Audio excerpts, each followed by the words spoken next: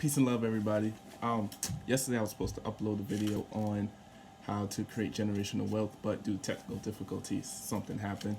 My brother TJ Myers is not able to be on this video, but I will quote some of his things. This is just going to be a quick lesson on generational wealth, all right? First things first, for a successful generational wealth, we need a successful leader. That's not saying you need one guy to stand up and one woman to stand up. All of us can be leaders, because you see, divided we fall, but united we stand. Okay? Second step, wealth and capital formation. All right? Since beginning of time, money has been power. Any forms of money, not the dollar bill, but gold, silver, jewels, all of that has been power. All that's been control. Okay? We have to control our own capital. And what I mean by that, we have to control the circulation of the money that we have. We need to start buying from ourselves more than we buy from other people. And I'm not saying to stop buying Nike, stop buying Jordan. But what I'm saying is, if you see a black-owned business, we need to support ourselves first before we support anybody else. For example, when you go to downtown Charleston, North Charleston, Ashley Phosphate, you got Arabs running the whole section. You got the Asians running the whole section. Even New York is a prime example. Chinatown, Korean town, Arab town, the Jewish people run the whole blocks, okay?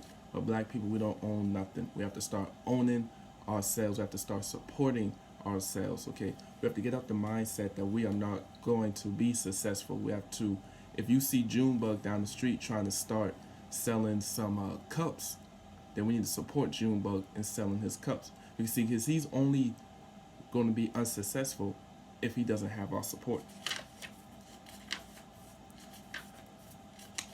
Wealth and group economics is the third step in generational wealth, okay? Generational wealth is creating a financially instability for not your kids but your grandkids. I should have said that in the beginning of the video. I apologize. But as far as you're trying to work hard enough that your grandkids don't have to work, but not saying that they have to be spoiled, but saying that you can pass something on. We are part of a generation that unless you are privileged, you have stuff passed on to you. You understand? And it's time to stop complaining and stop, procrastinating. That we don't have enough of this, we don't have enough of that. Well, it starts somewhere. Don't be that person in history that's going to look back in history and say, what you going to do? What would I have done? Be that person now to make the change. So what I mean by group economics goes back to stage 2 with controlling wealth, controlling where our money circulates at. When you see groups like Godman or the Royal Falcon brand, my brother Day Gatson, his group, when you see groups like that, black people that's trying to start something, that's when you start to go in and you support them. You ask them, I don't want to be a part of it, but I want to help you. Just the other day I got stopped in the mall, group of black kids, they tried to sell some shoe shine kits, excuse me. I didn't want to buy it because I didn't wear the shoes that they needed, but I will support them. You go to my page, go to my Royal Falcon page, or you go to our website, theroyalfalconbrand.godaddies.com. You will see, and I will begin to upload more black businesses, more black people to support. That's group economics. We have to start supporting each other, okay? And also, we have to start making our own money, investing in stocks and bonds. Now, before I go into that, it's going to be another video for a later lesson. I want you all to read, and if you're interested, there's a book called The Redemption Manual. Okay, if you're interested, if you can't get a hold of it, you just ask me and I will send you the link. But Redemption Manual is going to send you all the information you need to know how to properly invest in stocks and bonds, so you can know how to make your own money and get 100% back all your money. Okay? Excuse me, I'm going a little fast.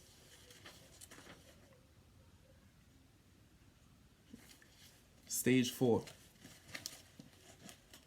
We have to stop doubting ourselves. Okay?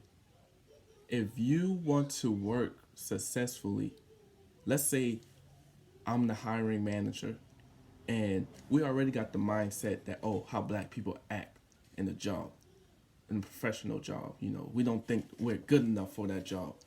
So we're going to hire another race over ourselves, you know, and we say, oh, don't take it personal. But you know how niggas go. All right. We got to get out that mindset. Okay. 2018 is buying black all year round. All right. And I'm not saying, like I said in the beginning, I'm not saying stop, don't buy Nike, don't buy Jordans. What I'm saying is we have to start supporting ourselves more. If we have a chance to help one another, we got to start doing it now. Okay. Not tomorrow, not the next day. We got to start doing it now. My brother Theodore, TJ, him and his brothers, they sell cups and t-shirts. I will support them 100% all the way. God, man, what they're doing, I will support them 100% all the way, okay? Anytime somebody wants to start something, I'm going to support them 100% all the way. You see, underemployment is a real factor inside the black community, all right? So many of us don't have any jobs, but yet when we start our own hustle, nobody wants to help us out. Only time we get helped out if we're selling crack, marijuana, drugs, anything. Okay, but we don't have to be drug dealers. We don't have to be with the stereotype to live a successful life.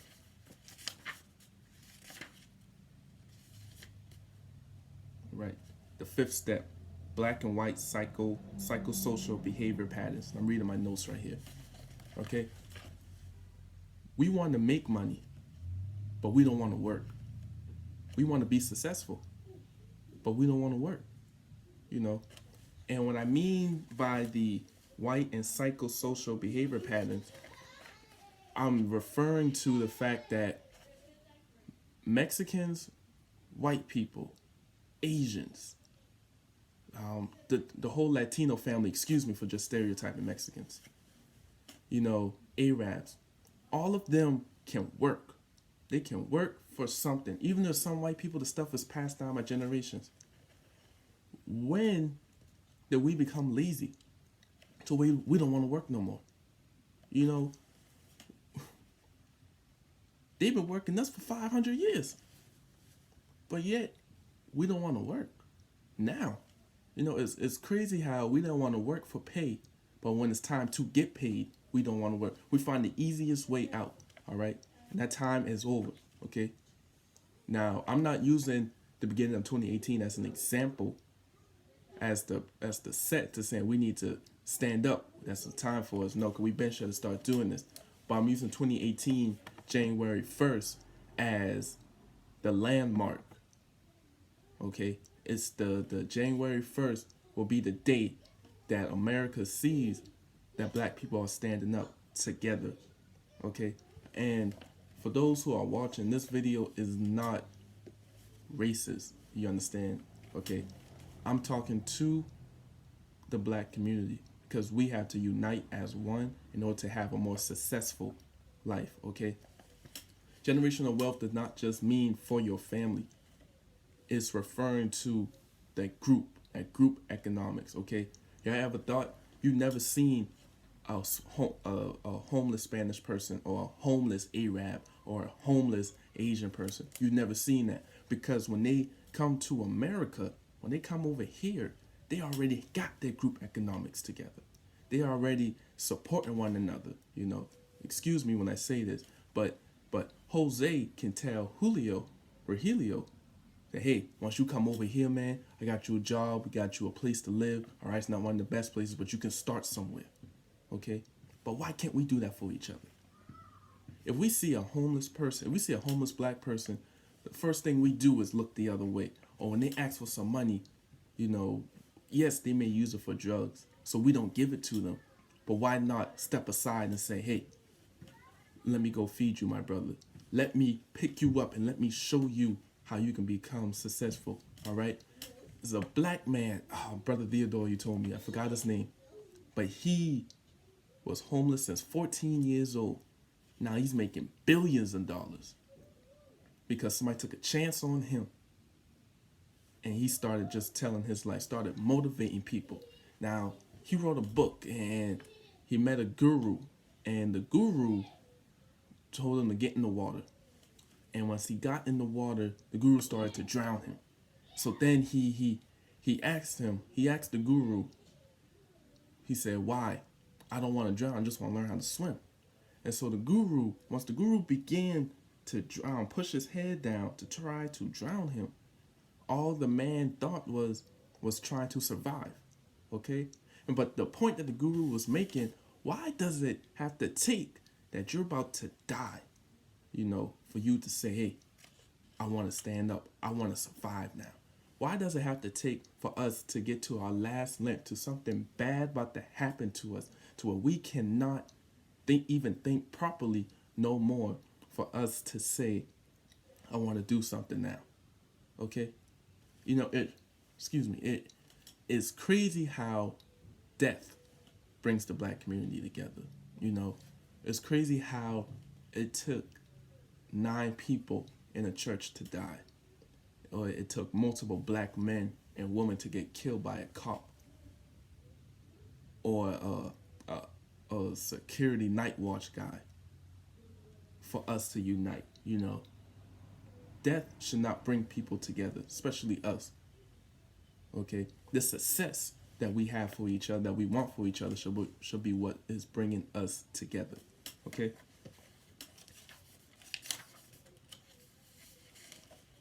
The 6th step: building a strong sense of community. I grew up in a place that's predominantly black people. Okay. And even in that predominantly black place, a sense for a strong community wasn't even there. I grew up in an area where where the next little area of the community was not even a mile walk from each other. We had beef. Growing up, I never understood why was it, but now I see it. It's because black people are conditioned to not want success for the next person, for our next race. Okay? Even though, yeah, we might say, "Oh, I'm happy for you," but we are looking for all of the negatives in their success to point out to them. I can't tell you how many people have doubted me when I wrote my first book, even the second book, which y'all should get. It's called All About You, dedicated to and for the black woman. But so many people that has told me that they just asked me before they bought a book, "How many did you sell?" What does the numbers that I'm selling mean? If you're going to buy it, then buy it. My own family members, I asked them to post my stuff on their page, and they said, "I'm not going to do it because I want to see how you handle it." I'm handling it like this. I want you to support me. So, and that's the problem with us. We cannot support each other, but we are so quick to go support somebody else, so quick to go support another race. So many people I know, you say my post may be racist, my post may be prejudiced, but it's crazy how I got other races, especially more white people, that like my post than black people. A wise man said, when you're trying to fight for black people, your toughest opponent is going to be black people. You know, and that's crazy. We shouldn't have to. That shouldn't be the case for us. You understand? We are a united race. We are the original race. We have to be here for each other. Excuse me.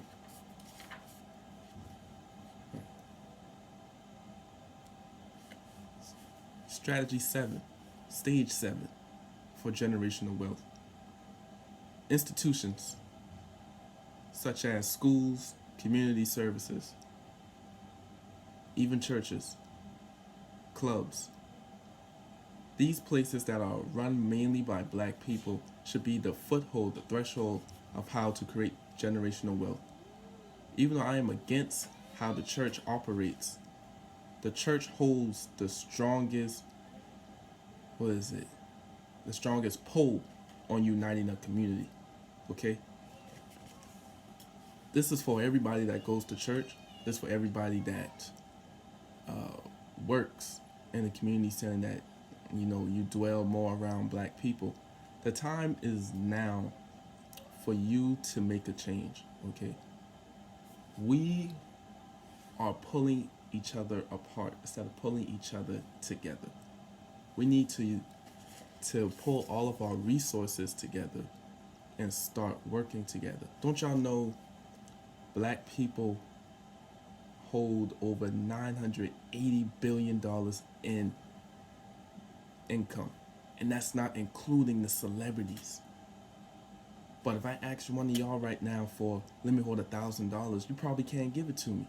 But if we start buying for each other, supporting each other, putting our money inside that group economics, then we can have the disposal to that $980 billion. Okay? No more, and I'm going to wrap this up in a little bit, no more relying on other people. All right? Back in the 60s, late 60s, excuse me, in the late 60s, the Black Panther Party, they created WIC. Yes, the same thing that single mothers, mainly single mothers, get for their child when they have a newborn baby. They created WIC. They did not want help from the government. The Black Panther Party saw that the government was oppressing the people, not our people, but the people, suppressing everybody that wasn't rich, okay? And so they created something that helped the community, all right? They did not depend on government aid. They then created the same reason why we eat breakfast in elementary school, middle school, and high school, even some colleges. They started what is called the Breakfast Club. Okay, don't let the history books fool you when it says the government created an act that started WIC in the Breakfast Club. No, they got the idea from the Black Panther Party, from Dr. Huey Newton and Brother Bobby Seale. Okay, they did not want government aid, so what did they do? They got together and they put their money in a pot and they started something. We got to stop. We have to learn how to take a chance. Okay, yeah, you don't want your money to go, but start putting money aside to where, hey, I'm gonna put $1 a day away. Beginning January 1st, put $1 away, all right? And by the end of the year, see how much dollars you have. And then you could take that dollar and you could go find a little black boy, a little black girl, okay? Excuse me. And you can invest in them, okay? I'm not saying take all your money and go and throw it away on somebody, no. But most people out here are getting rich over the dumbest things because somebody just took a chance on them. Okay? And why can't we take a chance on each other?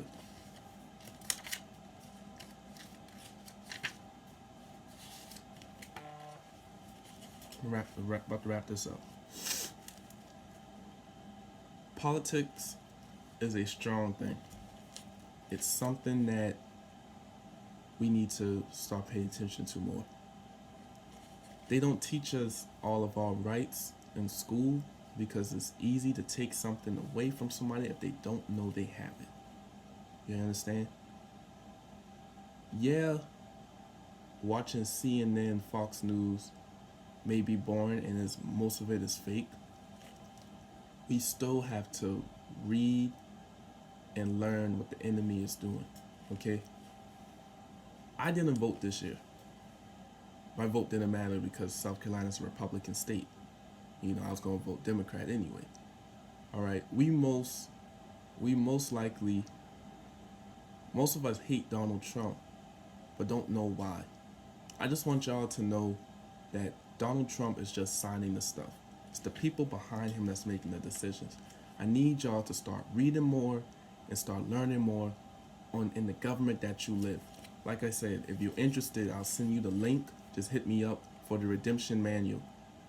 And you will truly learn how the government is operating. You will learn that this systematic system that we are living in is slowly falling apart, is unraveling on itself. Okay? But if you constantly are depending on government aid, you constantly supporting government-owned businesses. Yes, government-owned businesses. If you are supporting them, then once the government unravels on itself, you're going to be a part of that unravelment. You understand? Your money is going to fall. It's going to disappear. All right? Generational wealth is the key to black success. All right? That song I played in the beginning was Jay-Z's song Legacy. I need y'all to listen to that. Okay? We have to start supporting each other now. Not tomorrow, not the day after that, but now. All right? We are the original people. We are the ones that truly runs the world. Without us, there is nothing else. All right? Like I said, this is not a racially charged video. Okay? If you're white, Spanish, Asian, Arab watching this video, you can take this advice too.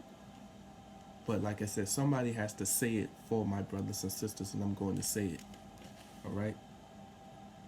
I'm going to end this with a quote. You know, Polonius said, "The gods see what is to come. Wise man see what is coming, and ordinary man see what has come." Don't be that ordinary man who's sitting back and you already watch everything happen. You can be that wise man and start preparing for what's coming. But be that God. Okay? Not saying the God, but a God. Be that God and know what is to come. Prepare to what is come. Already have what is ready to come. You understand? My name is Javon Shabazz Amal Talley. And I'm saying this from the Royal Falcon brand. I'm saying this from my heart. And it's time for us black people to get together and unite. Assalamu alaikum.